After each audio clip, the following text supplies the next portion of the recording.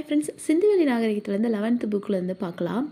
1826 ஹரப்பாவை வந்து முதல்ல பார்வையிட்டவர் யாருன்னு பார்த்தீங்கன்னா சார்லஸ் மேசன் தான். இவர் வந்து பார்த்திங்கன்னா இங்கிலாந்து நாட்டை சேர்ந்தவர். அலெக்சாண்டர் பர்னஸ் யாருன்னு பார்த்தீங்கன்னா அம்ரியை வந்து பேர் பார்வையிட்டிருப்பார் 1831.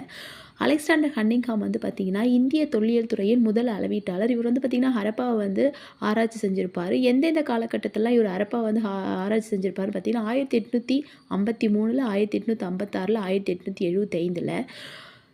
ஆர்இஎம் வீலர் வந்து பார்த்திங்கன்னா 1940 ஹரப்பா வந்து ஆராய்ச்சி செஞ்சுருப்பார். RVM Wheeler.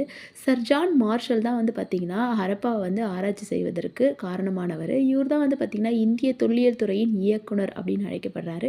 Sir John marshal வந்து பார்த்திங்கன்னா இந்திய தொல்லியல் துறையின் இயக்குனர்.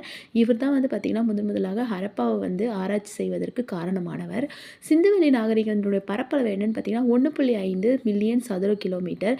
மிக நீளமான எழுத்து தொடர் வந்து பார்த்திங்கன்னா எத்தனை குறியீடு இருக்குன்னு பார்த்தீங்கன்னா 26 குறியீடுகள் இருக்கும்.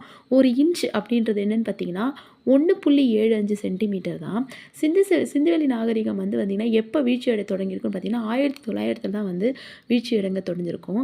மதகுரு, செம்பாலான நடனமாடும் பெண், இவையெல்லாம் வந்து பார்த்திங்கன்னா மொகஞ்சதாரோட வந்து காணப்பட்டிருக்கும். மதகுரு, செம்பாலான நடனமாடும் பெண்ணாக வந்து பார்த்திங்கன்னா மொகஞ்சதாரோவில் வந்து காணப்பட்டிருக்கும். ஹரப்பா மக்களுக்கு வந்து பார்த்திங்கன்னா முக்கிய வாழ்வாதார வழிமுறையாக இருந்தது என்னென்னு பார்த்திங்கன்னா வேளாண்மை தான்.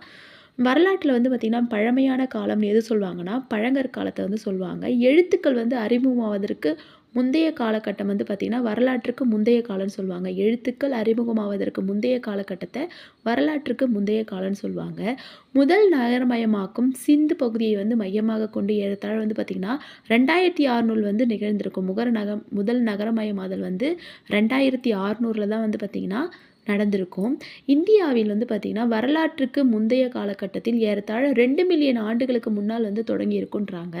இந்தியாவில் வரலாற்றுக்கு முந்தைய காலகட்டத்தில் வந்து பார்த்திங்கன்னா ஏறத்தாழ 200 மில்லியன் ஆண்டுகளுக்கு முன்னால் வந்து தொடங்கியிருக்குன்னு சொல்கிறாங்க. இந்தியாவில் 2வது நகரமயமாக்கும் பகுதிகள் என்னென்னு பார்த்திங்கன்னா அரிக்கமேடு, கீழடி, உறையூர் இங்கெல்லாம் வந்து பார்த்திங்கன்னா 2ஆம் நகரமயமாக்கும் பகுதிகள். இதெல்லாம் இந்தியாவில் நடந்த 2ஆம் நகரமயமாக்கும் பகுதிகள் என்னதுன்னு பார்த்திங்கன்னா அரிக்கமேடு, கீழடி, உறையூர்.